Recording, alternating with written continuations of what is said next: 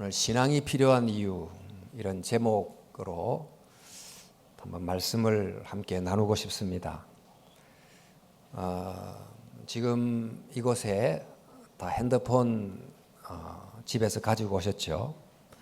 아마 교회 오실 때 성경책은 두고 오셔도 핸드폰은 다 들고 오셨을 것 같습니다. 집을 나서서 아이고 성경책 두고 왔네 이러면 그냥 가지, 그러다가 핸드폰 두고 왔네 그러면 집으로 다시 돌아가서 가지고 오셨을 것 같아요. 사실 그만큼 너무너무 필수품이 됐습니다. 그래서 요즘 우리는 신체가 오장육부를 갖고 산다 그러는데 오늘날 현대는 오장육부로 살 수가 없어. 오장칠부가 돼야 산다. 그 칠부가 바로 스마트폰이다 이렇게 말하기도 합니다. 그도 그럴 게 이 작은 물건이 얼마나 요긴한지, 이거 없으면 제대로 할 수 있는 일이 별로 없어지는 시대입니다. 알다시피 전화는 말할 것도 없지만은 사진도 찍고 뉴스도 보고 메일도 주고받고 또 외국에 있는 자녀와 화상 통화도 하고 은행 결제도 하고 물건도 사고 교통 안내도 받고 비서 몇 사람이 붙어도 이런 일을 잘 못 해낼 정도 일을 하니까 얼마나 스마트폰을 애지중지 들고 다니고 자주 보고 하는지 모릅니다. 그런데 이런 물건이 있어서 더 편리하고 더 시간이 많아질 것 같은데 이상하게 더 바쁘고 더 매이는 참 이상한 것을 경험하죠. 그래서 내가 스마트폰을 사용하는지 스마트폰이 나를 사용하는지 좀 구분이 안 되는 그런 지경으로 점점 들어가는 것 같습니다. 우리 스마트폰만큼 우리의 삶을, 정말 현대적 삶을 바꾼 것 중에 하나가 이 쇼윈도우와 스크린이라고 합니다. 옛날에 이 청동 거울이 갓 나왔을 때 그 희미하게 비치는 거울 앞에서 내가 이렇게 생겼나 이렇게 하고 자기를 좀 발견했던 그런 참 순간이 있었습니다만은, 그러나 이 거울이 점점 이 쇼윈도우로, 스크린으로 이렇게 옮겨갑니다. 알다시피 이제 쇼윈도우는 그 진열장 안에 거를 보게는 하지만 만지지는 못하게 해두므로 점점 더 갖고 싶다는 이 욕구가 이게 생기도록 합니다. 그런데 이 스마트 쇼윈도우뿐만 아닌 스크린에는 온갖 종류의 내가 되고 싶은 것, 갖고 싶은 것들이 막 끊임없이 스크린 속에 나옵니다. 그래서 거울 속에는 있는 그대로의 나를 보는데 쇼윈도우와 스크린 속에는 되고 싶은 나, 아니 될 수 없는 나를 이제 보면서 그 간극 사이에 좌절하는 나를 또 경험하며 이렇게 복잡한 현대를 살아가고 있습니다. 유명한 노르웨이의 화가 중에 에드바르 뭉크란 화가가 있는데 이 사람이 그린 그림, 절규라는 그림이 정말 이 그림 경매 낙찰가 중에 사상 최고가 1억 2천만 불의 경매가 됐는데, 잘 익숙한 이 모습은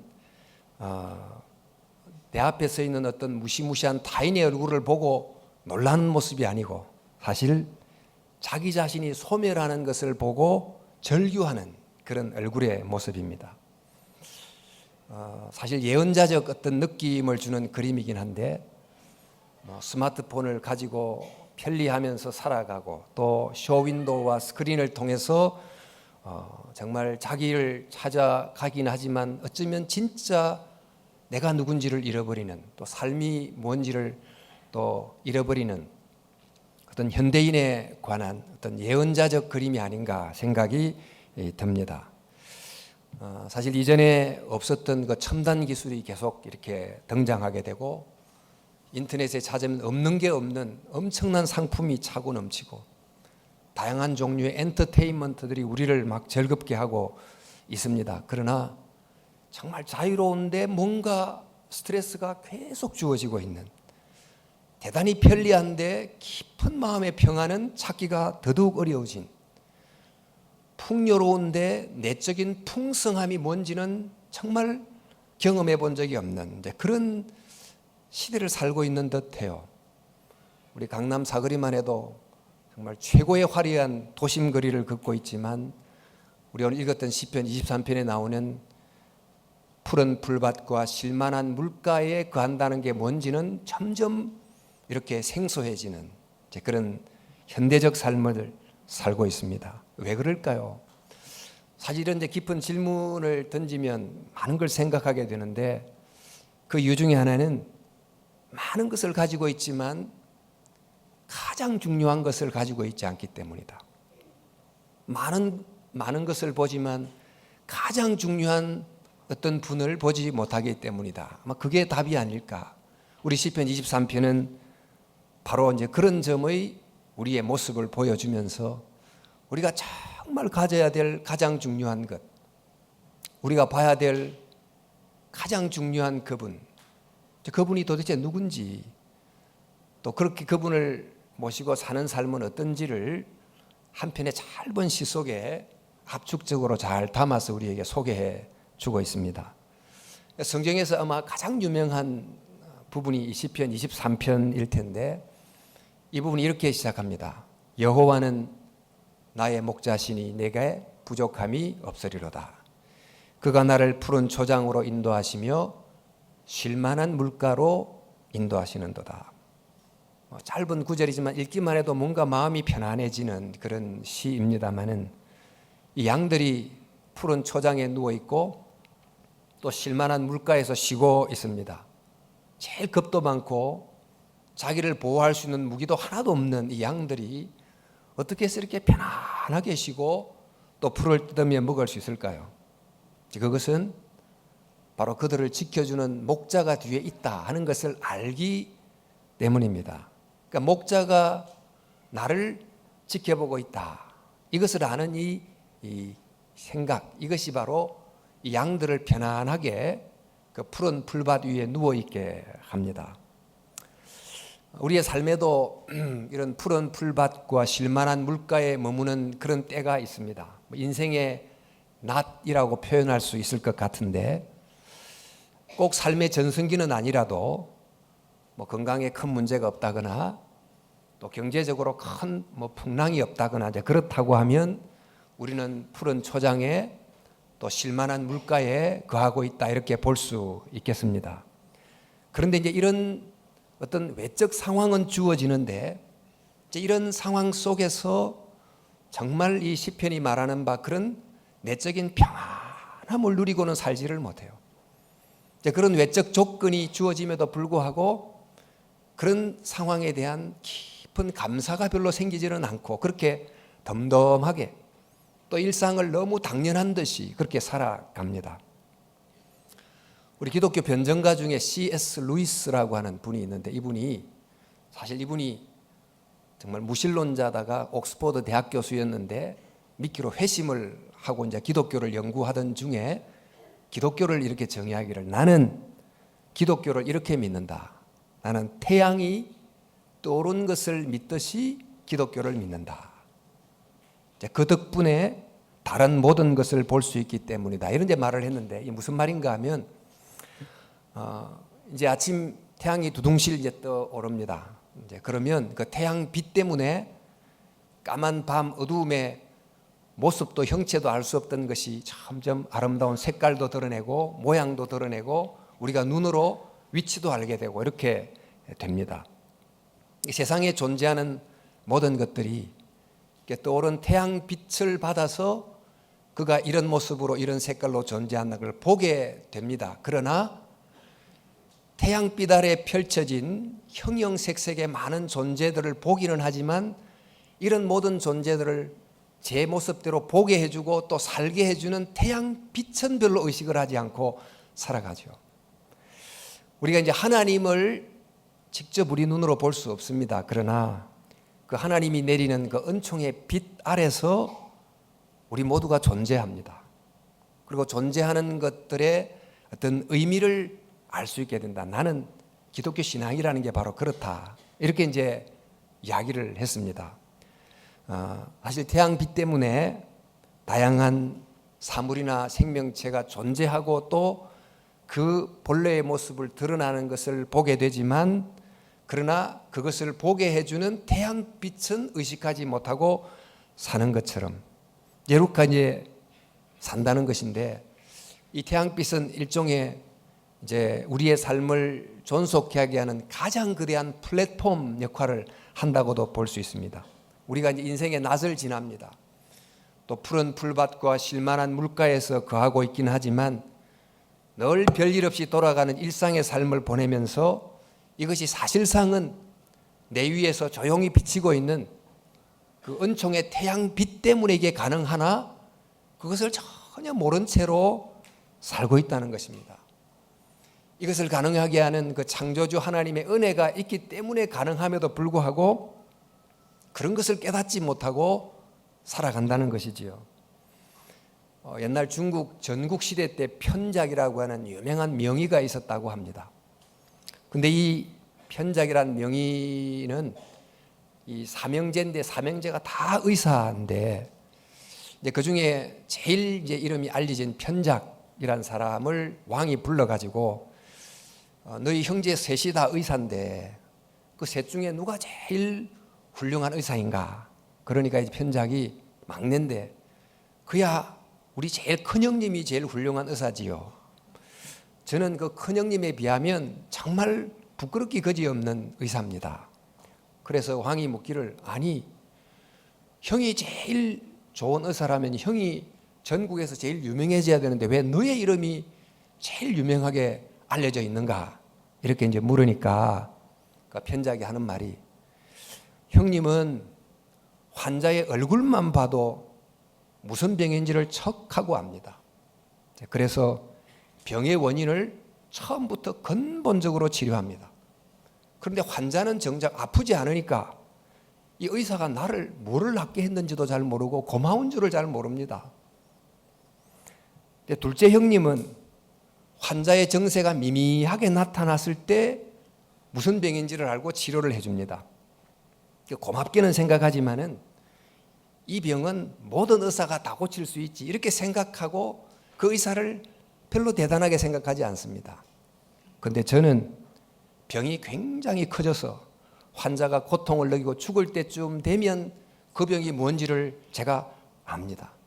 그리고 독한 약을 처방하고 또 수술을 하고, 그래서 죽을 뻔한 사람을 살려냅니다. 그러면 환자가 이 사람이 나를 살려냈다 생각하고 나를 최고의 의사로 생각합니다.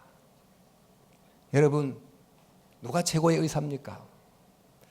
여기서 문제가 뭡니까? 큰 문제가 생기지 않을 때, 쉴만한 물가라고 하는 일상을 살아갈 때 우리는 정말 목자가 나를 지켜준다는 걸 모르는 어리석은 양처럼, 또 태양빛이 비치기 때문에 이 모든 게 보이고 존재한다는 걸 모르고 살아나가는 사람들처럼 우리는 그렇게 진짜 정말 좋은 의사가 누군지를 모르는 사람처럼 그렇게 살고 있는 것은 아닐까. 우리 영어의 present라고 하는 단어는 두 가지 의미를 같이 가지고 있죠. 하나는 현재란 뜻도 있고 또 하나는 선물이라는 뜻이 있습니다. 정말 이 영어의 두 의미처럼 우리에게 주어지는 이 현재라고 하는 시간은 사실 선물입니다. 그러나 이 선물인 줄 알지 못하고 내 덕에 얻어 살아가는 것처럼 여기고 당연하게 살아갑니다. 우리가 사는 이 도시 문명이 바로 이렇게 정말 인공으로 너무너무 덕지덕지 덮여 있어가지고 하나님이 주신 이런 은총의 빛을 점점 잘 모르게 만드는 것 같습니다.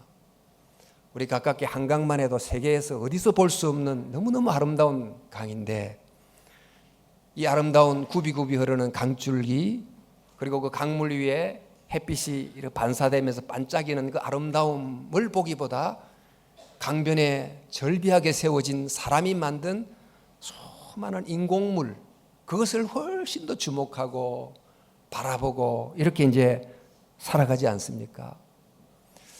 제가 한 2주 전에 이스탄불을 가서 그 유명한 성 소피아 성당을 방문을 했습니다. 사실 기독교 교회 건축물 중에 소피아 성당이 어쩌면 가장 아름다운 건축물 중에 하나인데, 그 안에 들어가 보면 금으로 그 아름다운 예수님 얼굴을 포함한 성화가 가득하게 새겨져 있는데, 이제 이슬람이 그 이스탄불 지역을 정복하면서 그 성화 위에 전부 석회로 덧칠을 전부 해버렸어요. 지금은 이제 유네스코에서 그 덧칠된 부분을 조심스럽게 이렇게 벗겨내면서 그 원래의 그 아름다운 금빛의 성화를 이제 복원을 조금 시키고 있긴 합니다만은, 어쩌면 우리는 그 일상생활을 보면서 마치 덧칠된 석회 모습만 보고 그 속에 감춰져 있는 그 금빛 찬란한 그림은 전혀 보지 못하는 사람처럼 그렇게 사는 것은 아닌지 모르겠습니다. 그러니까 주어진 내 인생의 낯을 보내면서 또 별 문제 없이 돌아가는 일상의 삶을 보면서 이게 다 내 탓으로 사는 것처럼 생각하고 내 힘으로 사는 것처럼 생각하고 하나님의 은혜인 줄 모르고 살다 보니 감사함도 없고 고마움도 없고 은근히 교만해진 그런 삶을 살아갑니다. 또 인간의 본질적 유한함을 자꾸 망각하게 되기도 합니다. 이런 시대를 우리가 살고 있는데, 이런 시대를 살기 때문에 필요한 게 뭘까요? 필요한 게 바로 저는 신앙이라고 생각합니다. 말씀드린 것처럼 양이 자기를 지켜주는 목자가 뒤에 있다는 것을 깨닫게 해주는 그 깨달음, 또 이 모든 것이 태양빛 때문에 존재하고 보여진다는 것을 알고 그 태양의 존재를 의식하는 그 의식, 이런 게 이제 필요한데 그게 바로 신앙입니다. 저와 여러분들이 정말 이 평범해 보이는 이 일상의 삶이 사실은 따지고 보면 하나님의 은혜 아래에 있는 비범한 은총의 결과다, 이것을 깨닫게 되면 삶이 풍성해집니다. 고맙게 생각하고 감사하게 생각하고 평소 내가 느끼는 것보다도 훨씬 더 이 일상이 넘치는 기쁨이 생기게 되는 거죠. 이제 그런 점에서 신앙은 별 문제가 없더라도 신앙은 필요하다. 여러분 이제 시편 23편 이제 중간쯤 보면 또 이런 내용으로 이어집니다. 내가 사망의 음침한 골짜기로 다닐지라도 해를 두려워하지 않을 것은 주께서 나와 함께 하심이라. 주의 지팡이와 막대기가 나를 안위하시나이다. 양들이 때로는 푸른 초장도 또 쉴만한 물가도 거하게 되지만은, 그러나 이제 초지를 따라 이동하면서 정말 사망의 음침한 골짜기를 통과할 때도 있습니다. 이럴 때 양들에게 더욱 필요한 것은 목자의 도움이지요. 저 목자가 지팡이를 들고 있는데 그 지팡이의 모양이 위는 이렇게 동그라하게 생기고 밑은 이렇게 이제 막대처럼 생겼는데, 이 동그란 윗부분을 가지고는 양이 어디 빠졌으면 이렇게 걸어서 건져내고, 또 막대기로는 또 갈 길을 인도하고, 이렇게 이제 하면서 양들이 정말 사망의 음침한 골짜기를 통과하도록 도와줍니다. 근데 우리도 양들이 푸른 초장을 거하다가 또 골짜기를 통과하는 것처럼 저희도 마찬가지죠. 인생에 참 낮도 있지만은 밤도 있습니다. 낮을 지나지만 밤도 지날 때가 있다는 겁니다. 그러니까 인생의 낮에는 햇빛이 필요하다면 인생의 밤에는 달빛이 필요합니다. 태양이 보이진 않지만은, 그러나 지구 저 반대편에서 달의 빛을 반사해서 비록 너가 태양을 눈으로 보지는 못하지만 여전히 태양은 빛나고 있다는 것을, 그리고 그 빛이 달의 표면을 통해서 반사해서 너를 비추고 있다는 것을 느끼게 해주는 그런 달빛이 필요한 것입니다. 사실 말해서 이제 고난의 시간을 겪을 때, 통과할 때, 인생의 밤을 지날 때, 그때는 하나님이 잘 보이지 않는 것 같고 하나님이 어디 계신가 싶은데, 사실은 여전히 하나님은 살아계시고 그 하나님의 나를 향한 사랑의 빛, 은총의 빛은 여전히 나를 향해 비치고 있다는 것을 깨닫는 이런 믿음이 굉장히 필요하다는 것입니다. 여러분, 우리 시는 구절구절이 참 중요해서 이렇게 자세히 읽어볼 필요가 있는데요. 우리 시편 이 23편을 잘 관찰하다 보면 우리 2절 우리가 읽었습니다마는 그가 나를 푸른 풀밭에 누이시며 하고서 내가 풀밭에 누워 있을 때 그 목자를 향해 부르는 인칭이 바로 그 3인칭으로 사용해서 봅니다. 그분께서 나와 함께 하셔서 이렇게 되어 있는데, 우리 4절 즉 사망의 음침한 골짜기를 지날 때 어떻게 표현됐는가 보니까 주께서 나와 함께 하심이라 이렇게 되어 있는데요. 이 주께서라는 것을 히브리 원어로 보면 이게 바로 영어로 you예요. 당신이란 뜻이에요. 그러니까 푸른 초장과 실만한 물가를 거닐 때도 하나님이 함께 계셨습니다만은, 그러나 그 하나님은 종종 조금 멀리 계신 분, 3인칭으로 다가오고 느껴집니다. 그러나 인생의 밤을 통과할 때, 또 삶의 골짜기를 통과할 때 그 하나님은 저만치 서 계신 3인칭 하나님이 아닌 이만큼 가까이 계신 2인칭 하나님으로 우리에게 경험되고 다가온다는 것입니다. 사실 여러분, 별 인생에 문제가 없을 때는 하나님께서 도우셨다 이렇게 할 수 있지만, 절박한 순간에는 주여 당신께서 나를 기억하시고 도와주소서 이렇게 간절히 호소하고 부르짖을 바로 영원한 너, 당신이 얼마나 절실하게 필요합니까? 세상에 종교들이 참 많습니다. 종교들이 다루는 내용이 사실 공통적이에요. 바로 고난의 문제를 다룹니다. 근데 고난의 문제를 다룰 때 어떤 종교는 인과응보 차원에서 다루기도 하고, 전생의 업보라는 내용으로 해석해내기도 하고, 그리고 또 운명이라고 풀기도 하고, 또 종교가 없는 사람들은 이런저런 구조적 문제라고 분석하기도 하는 등등의 고난에 대한 여러 가지 접근들이 있습니다. 그런데 성경은 이 고난의 문제를 다룰 때 조금 특별한 내용으로 접근합니다. 오늘 24장 4절로 읽었습니다만, 사망의 엄침한 골짜기를 다닐지라도 해를 두려워하지 않을 것은 주께서 나와 함께 하신다. 이 고난의 문제를 다룰 때 고난이란 이 문제 자체를 좀 핸들링도 하지만 반드시 그 고난 가운데 누가 함께 있느냐, 함께 그러시는 그 하나님을 언급하고 있다는 것입니다. 우리 기독교가 말하는, 성경이 말하는 하나님은 고난 중에 함께 하시는 분이십니다. 그런데 이 함께 하신다는 것이 그저 우리 고통당하는 우리를 물끄러미 보고 계신다, 혹은 그 머리로 참 힘들겠구나 하고 그저 이해하신다, 이런 의미 정도의 함께 하시는 것이 아닙니다. 우리 성경이 말하는 하나님은 참 역설적인 양면을 가지고 계신데, 한편은 이 고난의 바다, 인생의 바다 위에 물결치는 이 고난의 파도를 이렇게 딛고 걸어가시는, 이 고난의 바다를 잠재우는 아주 전능하신 하나님이시면서 동시에 그 고난의 바다를 통과하는 사람들 속에서 함께 고난을 당하시는 하나님이기도 해요. 그러니까 성경을 읽어보신 분은 좀 아시겠지만, 하나님의 두 얼굴, 하나는 사자 같은 라이언, 전능하신 하나님의 모습이 있는가 하면, 우리의 고난 속에서 함께 고난을 받아 죽임을 당한 어린 양의 모습을 동시에 가지고 있는 분이십니다. 그러니까 이제 참 고통을 당하고 인생의 밤을 지날 때 나를 도와주시는 하나님을 정말 절절히 찾기도 합니다만은, 그러나 그 하나님은 동시에 내 고통 속에 함께 하시고 아시고 함께 고통을 당하신다 하는 것을 깨달을 때, 그 하나님은 그때는 3인칭이 아니에요. 바로 2인칭으로 아주 가깝게 내게 다가온다는 것입니다. 그리고 이제 그 하나님을 만날 때 이 고통을 통과할 수 있는 내적인 힘을 얻게 된다는 거죠. 여러분 주로 고난을 당할 때 어떻게 반응하세요? 왜 이런 어려움이?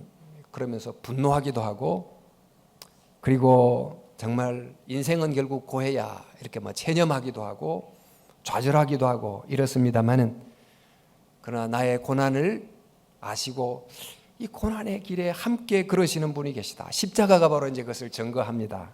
근데 그런 하나님의 내게 잔잔히 말씀하시는 그 위로를 혹시 들을 수 있다면, 그 하나님의 위로가 우리를 골짜기에서 위로 올라가는 힘을 줍니다.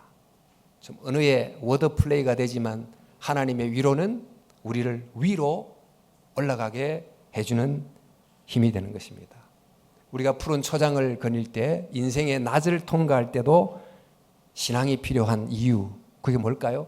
그것은 평범한 일상이 가진 은혜의 차원을 발견하고 내 삶을 새롭게 보는 눈을 갖기 위해서 신앙이 필요합니다. 그러나 음침한 골짜기를 통과할 때, 인생의 밤을 지날 때 신앙이 필요한 이유, 그것은 나는 이 고통 속에 혼자가 아니다는 것을, 그 하나님이 나를 기억하고 있다는 것을, 나와 함께 걷고 있다는 것을 기억하고 그분의 손을 붙잡기 위함입니다. 여러분, 이런 목자가 있으세요? 이런 목자를 아십니까? 자, 이제 우리는 이렇게 인생의 낮을 지나고 밤을 지나고 그러다가 1년이 가고 5년이 가고 10년이 가고 그러다가 이제 어느 날 갑자기 우리 인생의 마지막을 만나게 됩니다. 근데 이 인생의 마지막을 주로 어떻게 생각합니까? 이것은 인생의 끝이다, 또 종말이다, 또 종결이다, 아니면 소멸이다, 아니면 피리어다, 이렇게 이제 생각을 주로 합니다. 그런데 오늘 시편 23편 시는 뭐라고 말하는가 봤더니, 내 평생의 선하심과 인자하심이 반드시 나를 따르리니 내가 여호와의 집에 영원히 살리로다. 우리 인생의 마지막에 도달할 곳이 바로 여호와의 집이다, 이렇게 가르쳐주고 있는 것입니다. 여러분, 인생의 낮을 지나고 밤을 지나고 어느 날 이렇게 끝을 만나는데, 그 끝이 어떤 내용인지 우리가 알고 있느냐? 우리 이제 이 죽음이라는 한자가 죽을사인데, 죽을사가 어떻게 되어 있는가 혹시나 아세요? 보니까 죽을사가 한일자에 저녁 석자에 비수비자, 칼비자로 되어 있어요. 그러니까 죽음이라는 것은 어느 날 저녁 비수처럼 내게 날아오는 거다, 뭐 이런 풀이가 되겠어요. 그러니까 낮에 비수가 날아와도 피하기 어렵지만은 깜깜한 밤에 비수가 날아오니 어떻게 피할 수 있겠습니까? 우리가 이렇게 이제 어쨌든 이런 죽음을 만나게 되는데, 지금까지 살면서 그 인생의 지도책에 나타난 길을 잘 찾아서 걸어갔다 할지라도 마지막에는 어떤 인생 지도책에도 없는 길을 이제 들어가야 돼요. 진입해 들어가야 되고, 또 그 길의 끝에 뭐가 있는지도 모르고, 또 그 길을 누가 함께 가는지도 모른 채로 마지막 순간을 우리는 맞이하게 됩니다. 여러분, 미국에 가면, 미국이 참 가장 잘 사는 나라인데도 대도시에 가면 홈리스들이 들어있어요.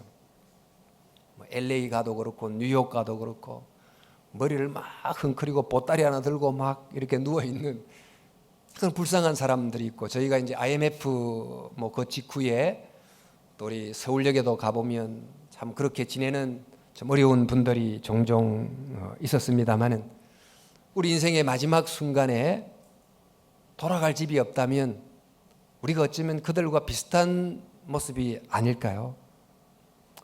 그래서 저희가들이 인생의 낮을 통과할 때도 밤을 통과할 때도 목자가 필요하지만, 무엇보다 인생의 밤을 마지막을 만날 때는 가장 목자가 필요하다고 믿습니다.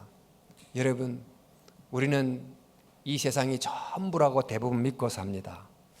하지만은 우리 아이가 뱃속에 9개월 한 10개월 있다가 태어납니다. 그러면 그 아이가 뱃속에 머물렀던 그 한 10달은 태어난 이후에 살아갈 긴 생애와 비교하면 정말 아무것도 아니죠. 마찬가지로 우리가 이 땅에서 살아가는 70년, 80년 그런 세월은 사실 여호와의 집에서 거하게 될 삶에 비하면 또 아무것도 아니라고 말할 수 있을 정도입니다. 그래서 누가 그런 말을 했어요. 인생에서 가장 좋은 순간은 아직 오지 않았습니다. 여러분, 이 땅의 삶이 전부가 아닌 것입니다. 근데 이런 영원한 여호와의 집이 있는데, 만약 이런 영원한 여호와의 집을 알지 못하고 또 그곳으로 인도하는 목자를 알지 못하고 살아간다면 우리의 노후를 위해서 온갖 준비를 다 한다 할지라도 여러분은 아직 제대로 잘 준비하지 못한 것입니다. 이런 예화를 들었어요.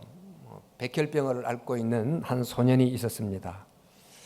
요즘도 간혹 이런 백혈병 때문에 어린 나이에 또 세상을 떠나야 되는 안타까운 경우가 있습니다만은 이 소년이 신앙은 있었지만 어린 나이에 죽음도 두렵고 막 이래서 아빠에게 아빠 나 죽으면 어떻게 돼요? 하고 물었어요.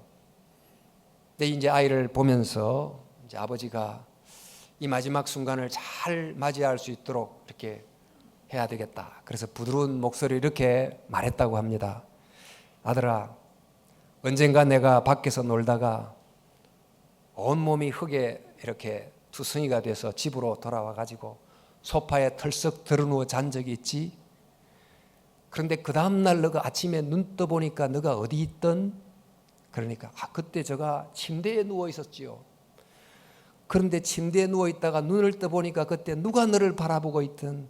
그래, 아빠가 나를 정말 사랑스러운 눈빛으로 나를 내려다보고 있었어요. 아들아, 천국을 가는 것도 이와 마찬가지란다. 어느 날 이 세상을 떠날 때가 올 거야.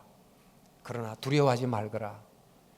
아빠가 너를 안아 침대에 눕혔듯이 너가 눈을 감는 순간 하나님께서 부드러운 손으로 너를 안아서 천국으로 인도할 거야.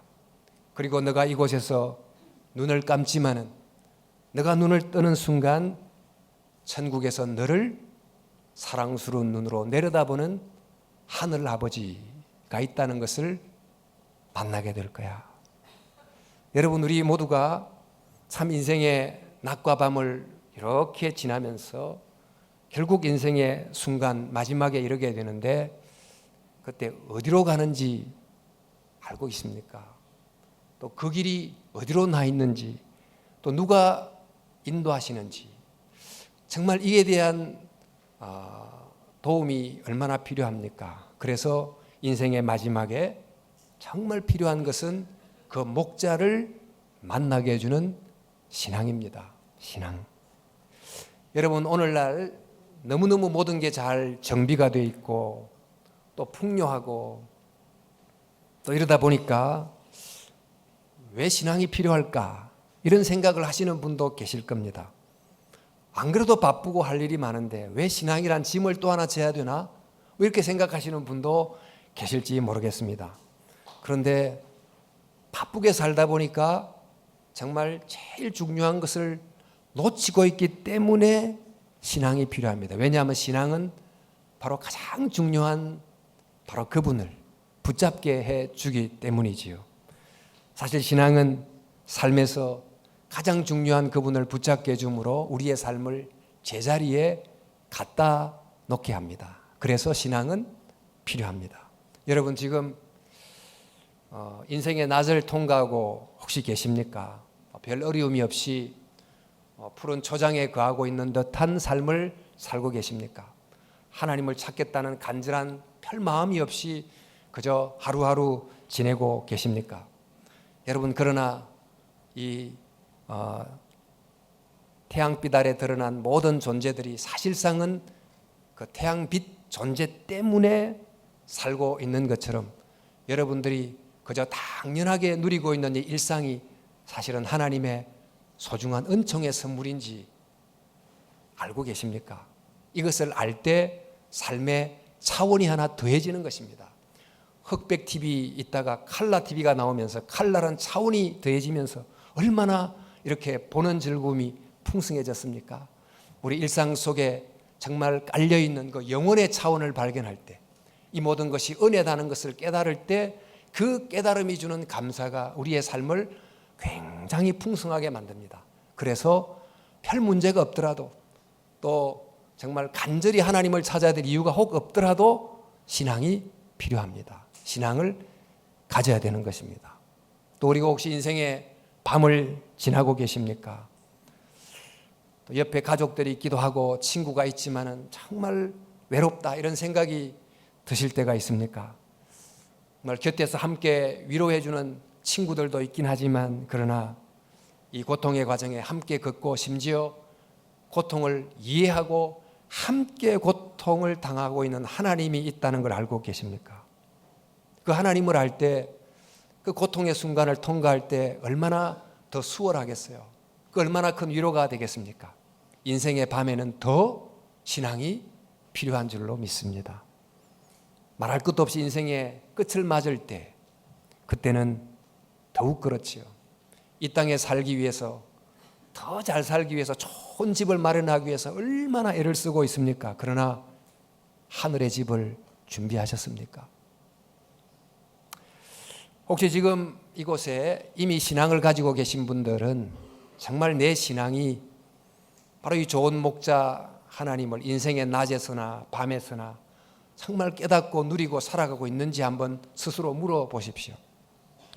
혹시 신앙이 없으신 분은 바로 이런 선한 목자와 함께 정말 아름다운 생을 새롭게 출발하는 멋진 새 출발이 되셨으면 좋겠습니다. 오늘 이 시편 23편 이 아름다운 시, 이것이 우리 인생의 마지막 시이기를 원하고 우리의 삶이 이처럼 이렇게 인생의 낮에도 그분과 함께 밤에도 그분과 함께 동행하다가 마지막 하나님의 집에 영원한 안식을 누리는 것을 소망으로 삼고 정말 아름다운 하루하루를 걸어가는 저와 여러분 될 수 있기를 주님의 이름으로 축원합니다.